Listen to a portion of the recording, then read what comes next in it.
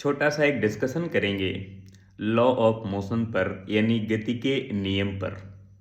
First law of motion है, अगर कोई बॉडी रेस्ट पर है तो वो कंटिन्यू रेस्ट पर रहेगी, या मोशन पर है यूनिफॉर्म मोशन कर रही है तो कंटिन्यू यूनिफॉर्म मोशन करती रहेगी जब तक कि उसमें कोई एक्सटर्नल फोर्स न लगाया जाए। क्योंकि एक्सटर्नल फोर्स अगर नहीं लगा है, एक्सटर्नल फोर्स जीरो है, तो एक्सेलरेशन जीरो होगा। एक्सेलरेशन जीरो होने का मतलब उस बॉडी की वेलोसिटी टाइम के रेस्पेक्ट में कांस्टेंट है, चाहे वो यूनिफॉर्म मोशन करे तो भी कांस्टेंट है, रेस्ट पर रहे तो भी कांस्टेंट है। तो जब तक कि उसमें कोई एक्सटर्नल फोर्स न लगाया जाए तब तक वो अपनी सिचुएशन नहीं चेंज करेगी।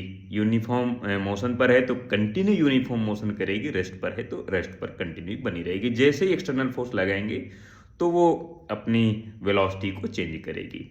सेकेंड लॉ है, अगर किसी बॉडी पर किसी ऑब्जेक्ट पर एक्सटर्नल फोर्स लगाते हैं तो एक्सटर्नल फोर्स लगाने की वजह से उसके मोमेंटम में चेंज होता है। क्योंकि वेलोसिटी चेंज होती, एक्सेलरेशन चेंज होगा, और वेलोसिटी चेंज होने से लीनियर मोमेंटम चेंज होता है। तो किसी भी बॉडी पर एक्सटर्नल फोर्स की जो वैल्यू है वो मोमेंटम के रेट ऑफ चेंज ऑफ के डायरेक्टली प्रोपोर्शनल है। यानी external force is equal to rate of change of momentum with respect to time, यानी delta P by delta T या D P by D T आप लिख सकते हैं। Second law and third law action and reaction का है।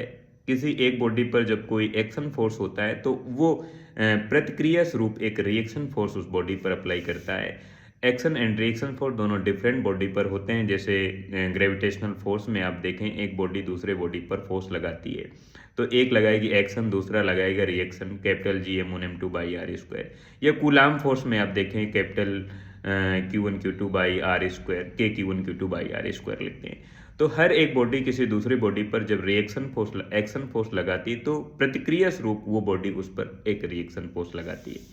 Action and reaction force का magnitude same है बट डायरेक्शन अपोजिट है। जैसे किसी टेबल पर आपने ऑब्जेक्ट को रखा तो वो ऑब्जेक्ट अपने वेट की वजह से वर्टिकल डाउनवर्ड वेट फोर्स लगाएगा, यानी ग्रेविटेशनल फोर्स लगाएगा, तो प्रतिक्रिया स्वरूप रिएक्शन फोर्स वर्टिकल अपवर्ड होगा।